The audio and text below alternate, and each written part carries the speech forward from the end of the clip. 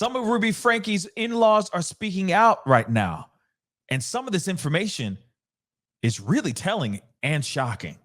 Let's take a look.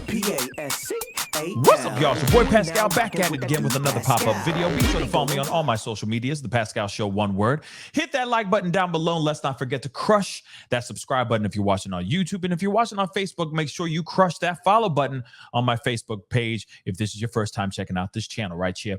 Anyway, we got to jump into this story. You know, we've been covering the Ruby Franke story, the 8 passengers, YouTuber, the channel, the allegations, the shocking bombshell of a hearing that they recently had where she was blaming the kids. Literally, she was trying to throw all the blame on the kids and trying to make it seem like she was just trying to stop them from doing bad, right?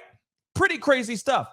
Now you got family members, in-laws to be exact, that are now speaking out. And the information in here is even more shocking. We're hearing things about what they think about Ruby as a person, about how she is when it comes to child rearing, her personality. And we're also hearing some more information about Kevin too. Some more insight on that. Is he a pushover? Or is he a part of the situation?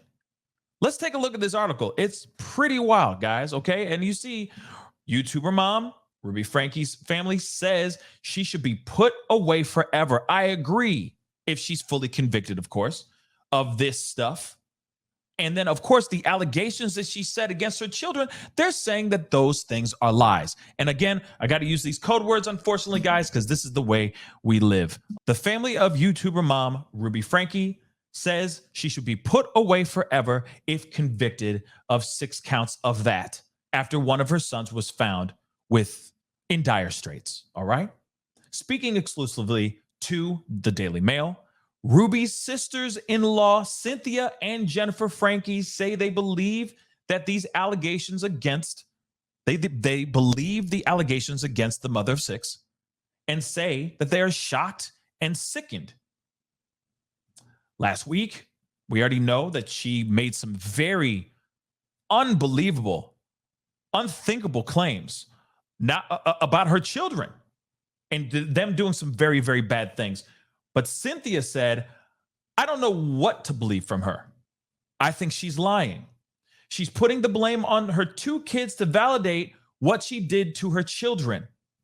At this point, I think she'll say anything to save herself. Yeah, she'll do anything to save her own ass. And this is her during her other hearing, okay, which we found out that she is being held without bail. And these are the sisters, okay? These are the sisters-in-law or the sister-in-laws, all right, that are saying these things. This is Cynthia and Jennifer, okay? Cynthia, who is the wife of Ruby's husband, Kevin's older brother, Alan, okay, said, we had no idea what was going on in the family.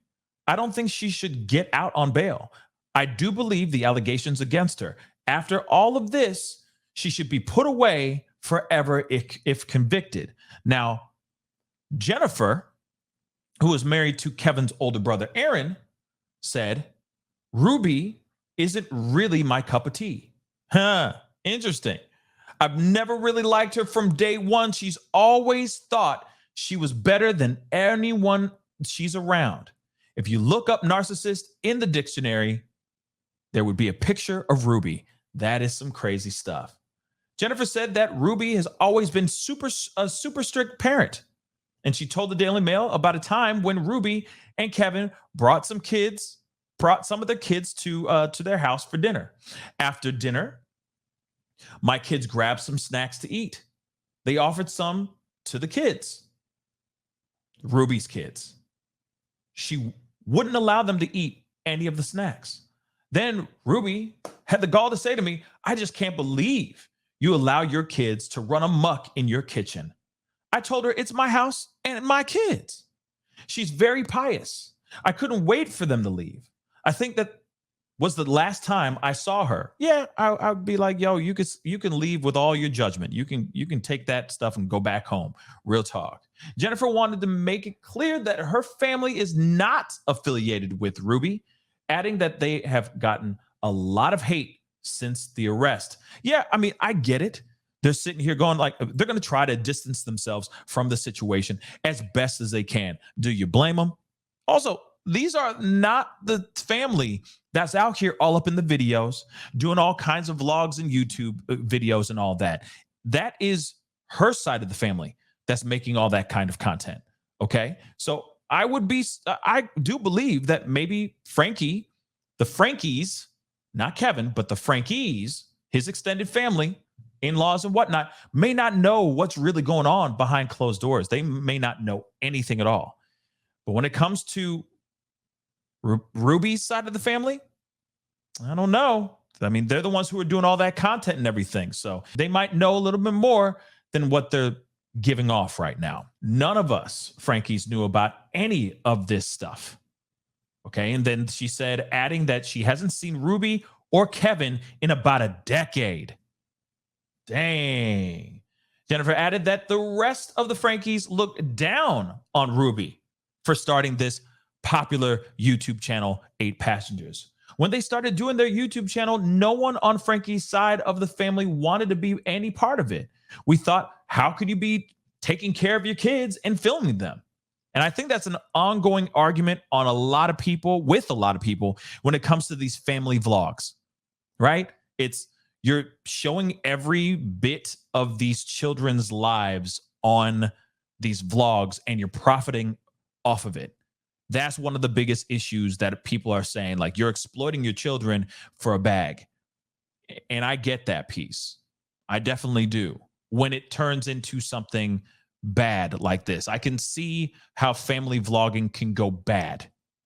But I also see some really great, wonderful, beautiful things about it too. It's documenting life. It's a little keepsake, a time capsule that you can keep returning back to, going, oh, I remember when we went to Disneyland and we had a great time with our kids, so on and so forth. So I see both sides of the spectrum here. You know, I see both sides of the fence here. Now we already know that she broke down many times and was making some serious, crazy allegations about all these things that we talked about in another video. Please go check out that, because that was absolutely insane. All right. But even after all those allegations, she still provided no proof of these allegations. None.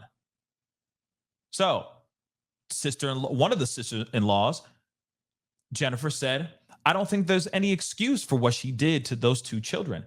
I don't believe her I don't believe her kids were the A's she claims. I don't believe a word out of her mouth. I don't think her children did these monstrous things to anyone. Got to use these code words. Look how strict she is with her kids apart from the last year. I don't see how her kids could have done these things to their cousins, as she claims. It just doesn't make sense what she is saying. Yeah, it's like I said, it seems as if she's just trying to throw as much ish on the wall and just trying to see what sticks. She is struggling to try to save face. You got to remember, she's trying to save her brand. She's trying to still secure the bag, and she's obviously trying to get out of this situation as if she's an innocent. She's doing everything she can. And she's like, hey, you know what? If I'm going down, all y'all are going down with me. I don't care. And I'm willing to lie. I'm willing to lie through my teeth. But let's continue. And we're going to be getting into this Jody situation too. They talk about Jody and how she infiltrated this family and started to do crazy stuff. Her influence on this family and on Kevin as well. It's very interesting. Now, I do want to say, though, too, that you got to remember this is Kevin's family side of things. So there might be a little bit of bias going on here because he is family. We got to put that in our brains as well. But still, no matter what, this is a very interesting piece of information, or a series of information that we're going to hear in just a second, about how Jody was when she infiltrated the family. In fact, they say something along the lines that this mother lover moved in to the house for a little bit as well. Let's take a look at that. Jennifer said that many of the Frankies grew suspicious of Ruby's business partner, Jody Hildebrandt. So, from what I understand, Ruby really started to change when she became mixed up with Jody Hildebrandt. A lot of the family is starting to believe that Ruby and Jody may have more than a professional relationship. Secret lovers, yeah, that's what they are. Okay, Frankie was arrested. Of course, we already know about this with Hildebrandt last month. Okay, they said that the family heard that Jody moved into the Frankie family house between 2021 and 2022. This woman moved into this piece. Jennifer said she heard at some point Ruby and Kevin started to go to Jody for her company and her company for marriage counseling. So they both went over there and did this. Okay. Kevin was in a men's group at Connections. He had a checklist of what he needed to do to be better. And if you did, they would praise you. If you didn't do this checklist, they would chastise you. When Jody moved into the family's Springfield marital home, one of the first things she did was separate Ruby and Kevin. It was almost like the movie War of the Roses. She was living on one side of the house, and Kevin was living on the other. Kevin couldn't talk to Ruby unless Jody was present. That's insane. Kevin eventually moved out, and he did that last July of 2022. He lived in a townhouse near the family home where he had a minder. What? From Connections that would stay with him at the townhouse and watch over him. Why? That's insane. You got a nice, beautiful home, got kids and everything. You should be in that house with your family. How did he get kicked out of the house? What? Jennifer said that Ruby and Kevin's oldest child, Shari, came to her and said she wasn't allowed to speak to her own father. Sherry told us that Kevin was kicked out last July. At the time, we never knew about Jody and the influence she would have on the family. At the time, Sherry told us, she said this: my dad won't talk to me. He wouldn't take phone calls, answer emails, etc. She continued saying to Jennifer, my dad thinks he's a horrible person. They, Ruby and Jody, have brainwashed him into believing he's a bad person. Sherry tried contacting her father after he moved out, but he blocked everyone on social media, his cell phone, email. Why would he do that? That doesn't make sense. I feel bad for Kevin. He's like almost brainwashed. I feel sorry for him. I've known Kevin since he was 11 years old. He's a good guy. Ruby and Jody brainwashed him into moving out and abandoning his family. After Ruby was arrested, my husband called Kevin and told him if he needed anything to let him know. Kevin responded by saying, gaslighting is real. This is messed up. Have mercy. In some ways, I think Kevin, to an extent, is also a victim. He was always the more nurturing one in the relationship. I keep telling myself, why didn't Kevin go back for his children? I have to believe none of us know the entire story. This is wild, y'all. You got family members that are now speaking out, talking about Ruby herself and even Jody, and how she was infiltrating and all her influence started to slowly seep into the family, or at least in that house, like a cancer. That is absolutely crazy to me, guys. But now we get to see a little bit more about Kevin. But it still doesn't answer everything. The questions still remain, in my personal opinion. Was he a part of it or was he not? Because at the end of the day, him going off and blocking emails, shutting down his phone, etc., from his own flesh and blood, his own kids, his own pride and joys, that doesn't make any sense to me. That's not what a parent, in my personal opinion, does at all. It's just not something that you do. So that's crazy to me. But it is good that we get a little bit more insight on the relationship between Ruby and Jody. This woman, Jody Hildebrand, really started to just sink her talons, her claws into Jody or into Ruby and the rest of the family. That is so terrible. But it still makes you wonder, was this type of punishment that these kids were found in recently, was that already there? Or was that something that was inspired by Jody? It doesn't matter if it was inspired or not. It still was done, and it shouldn't have been done in the first place. But now we see family members are finally speaking out and saying their piece on this. And I agree with them. When she does get convicted, because she will get convicted, there's too much evidence leaning up against her right now. When they do convict her, they better lock her up and throw away that doggone key. This is a very dangerous individual that should never see freedom ever again or be in the presence of those precious children ever again. Anyway, guys, that's the video. Comment down below. Let me know what your thoughts are. Where do you stand on this? How do you feel about it? You know, like I said, still, no matter what, Kevin is still a part of the problem. He left. I just don't understand. I don't see how in my own mind, okay? And obviously I'm speaking for myself.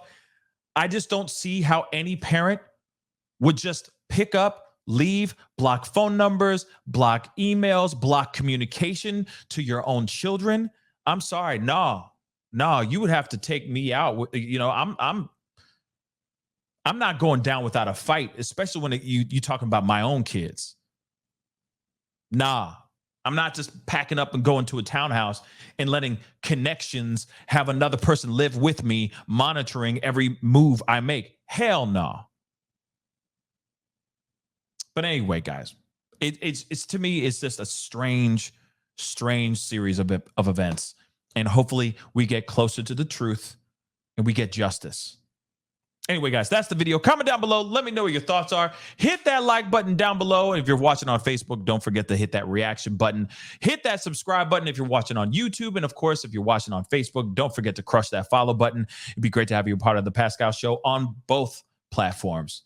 It's time to get going. Be good to yourselves. Be good to one another. And I'll see you guys in the next video. This is the Pascal Show. Bye. Pascal, you are now rocking with that dude Pascal. We be going wild.